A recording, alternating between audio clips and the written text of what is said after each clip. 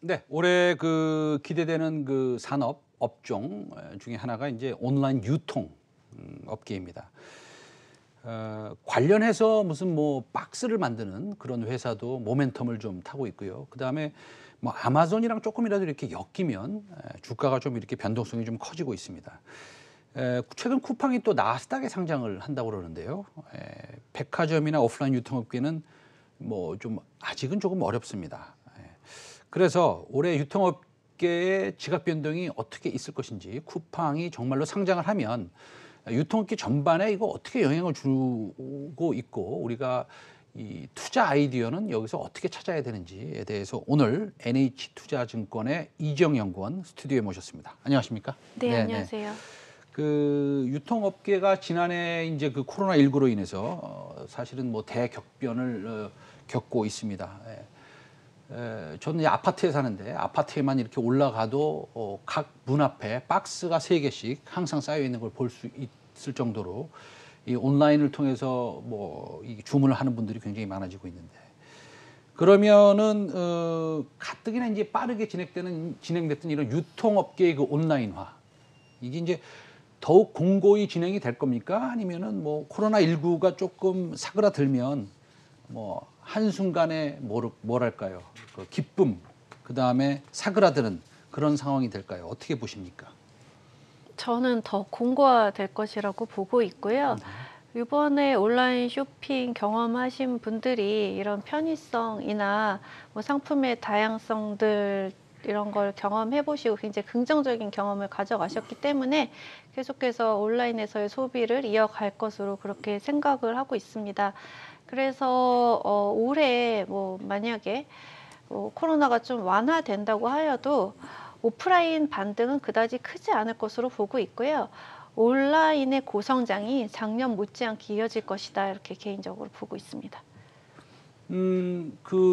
저도 이제 그 온라인 쇼핑 많이 이용합니다. 특히나 오늘 그 말씀해 주신 이제 쿠팡도 많이 이용하고 하는데, 이게 단순히 예전에는 뭐 물건을 이렇게 산다, 그런 다음에 배달을 해준다, 그런 다음에 제가 서비스를 받고 그 다음에 또 이제 주문을 하고 뭐 이런 형태가 아니라, 지금은 조금 뭐라 그럴까요? 서비스, 그 다음에 상품도 사실은 우리가 이런 상품까지 여기에 있을까라고 찾아보면 있더라고요. 그렇게 좀 다양화되고 있는데, 이런 과거의 다른 변화, 이 특징들이 어떤 것들이 있겠습니까? 뭐 말씀하신 대로 그 상품과 서비스가 많이 넓어지고 있는 것 같고요.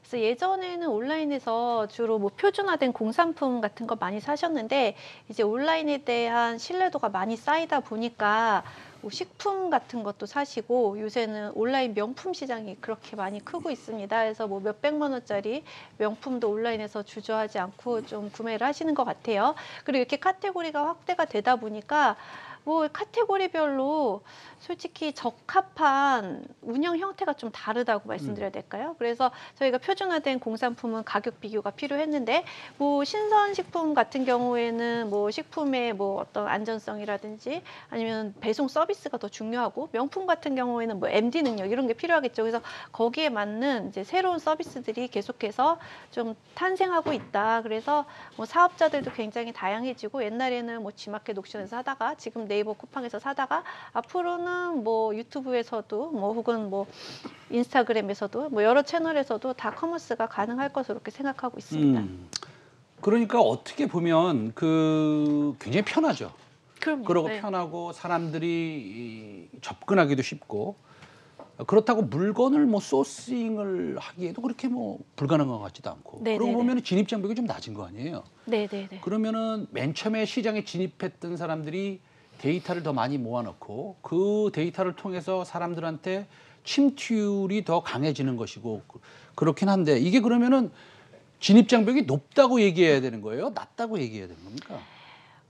이제 해외 사례를 봤을 때는 그래도 온라인 쇼핑이 진입 장벽이 좀 높은 것 같기는 해요. 그래서 아마존의 연간 캐펙스 뭐 이런 거 보시면 이제 무시무시하죠. 그래서 아무래도 뭐 땅이 크고 전국적인 물류 네트워크를 구축해야 되다 보니까 뭐 이렇게 쉬운 일은 아니었다라고 이렇게 보고 있습니다. 근데 우리나라는 워낙 좀 주거가 밀집이 돼 있고 기본적으로 물류 인프라가 많이 발달이 돼 있어서 네네. 물류에 대한 투자가 그렇게 필요하지는 않고요. 아까 말씀하신 대로 뭐 상품 소싱이라든지 이건 그렇게까지 차별점이 크지가 않기 때문에 우리나라는 진입 장벽이 좀 낮다라고 말씀드릴 수 있을 것 같아요. 그래서 해외는 이제 지배적인 온라인 사업자가 뭐 아마존이다, 뭐 아니면은 뭐 알리바바다 이렇게 하나씩 있는데 우리나라는 뭐 네이버, 쿠팡, 뭐 이베이 코리아, 뭐 11번가, 뭐 티몬, 뭐 이렇게 굉장히 많은 사업자가 있는 상황이라고 말씀드릴 수 있을 것 같습니다. 알겠습니다. 이거 뭐 그 지금 저기 뭐죠? 아마존이랑 좀 손잡고 있는 그 우리나라 온라인 회사 뭐죠? 11번가? 11번가 네. 또 이제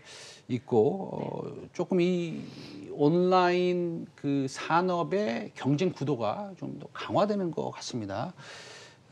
쿠팡도 마찬가지죠. 쿠팡이 뭐 이익을 내는 회사냐? 이익 내는 회사가 아니죠. 계속 손실 내고 있는 회사인데 이 나스닥에 상장을 하겠다고 하고 뭐 그다음에 골드만삭스가 또 연관이 좀 돼 있다는 얘기도 있고요. 그래서 뭐 40조, 35조 이런 얘기 나오고 있습니다.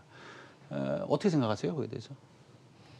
뭐 가격의 적정성 이런 뭐 그런 부분에 것도 대해서. 그렇고요. 네. 가격을 너무 적정성도 중요하고 만약에 나스닥에 정말 상장이 된다면 네. 우리나라 시장에 어느 정도 영향을 줄 거 아닙니까? 네, 네, 네. 일단은 뭐 가격적인 측면에서는요. 저는 뭐 적정하다 이렇게 보고 있는 편입니다. 네네. 그래서 저희가 1년 전에만 해도 쿠팡의 상장 가치를 이 정도로 높게 보지는 않았는데요.